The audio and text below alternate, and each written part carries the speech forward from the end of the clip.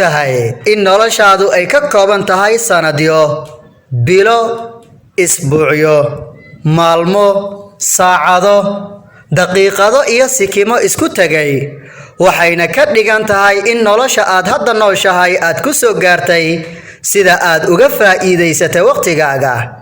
shakhsiyaadka dunida kaga qoray magacyadooda meelo sarsare waxay ahaayeen kuwa waqtigooda uga faa'iidaystay sida ugu saxsan. qof kasta oo dunida ku nool waxa uu haystaa 24 saacadood maalintiiba, mana jirto qof kale ka waqti badan. sidaas ay tahayna waxa lagu kala duwan yahay sida looga faa'iideysto waqtigaas. سعيدا كن فريدا عش بفخر في الحياة لا تبالي فالمعالي بالتحدي لا سواه كن سعيدا كن فريدا عش بفخر في الحياة لا تبالي فالمعالي بالتحدي لا سواه بالتحدي لا سواه. الله عليكم ورحمة الله تعالى وبركاته. magacaygu waa Qaasim Maxamed Daacad. ugu horeyn waad ku mahadsan tahay daawashada muuqaalkan, waxaadna tahay qof qadarin naga mudan, kuna soo dhawow channelka Hagaha Nafta.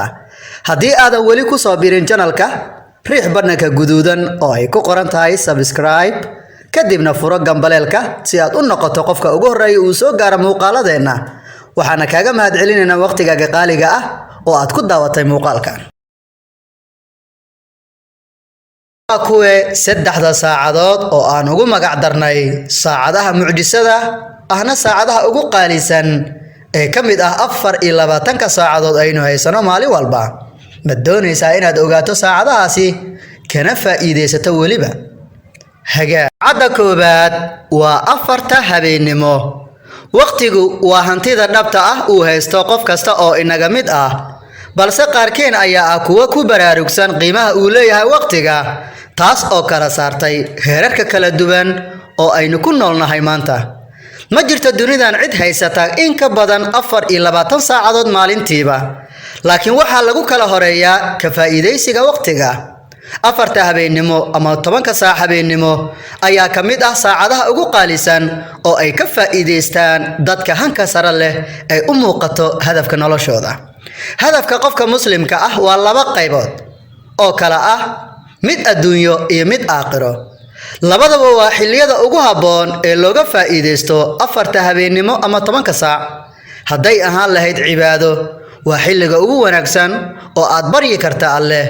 waa xilliga ugu wanaagsan oo aad Alle u sheegan karto danahaaga adduunyo iyo kuwa. waa waqti aad ku raali gelin karta Alle. waa waqti aad Alle ku weydiisan karto wax walba oo aad u baahan tahay noloshaada. waa waqti Alle aad ugu tala saaran karto qaadashada go'aanadaada. sidaa darteed waa inaad ku baraarugtaa saacadan qiimaha badan oo ay dad badan ay hilmaansan yihiin ka faa'iideysigeeda. adiguse waxaad tahay qof hami sare leh, waxaadna tahay mid ka mid ah dadka farakutiriska ah ee u soo jeestay kamira dhalinta hadafka noloshooda.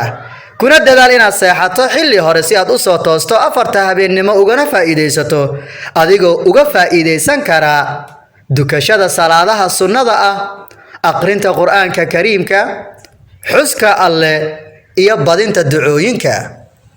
ilaa laga gaaro waqtiga salaada subax, hana iloobin waqtiga 10 habeenimo ilaa laga gaaro waqtiga salaada subax in ay ku jirto 2 ragcadood oo sunna ah, kana khayr badan adduunyada iyo waxa dhaxyaala oo dhan.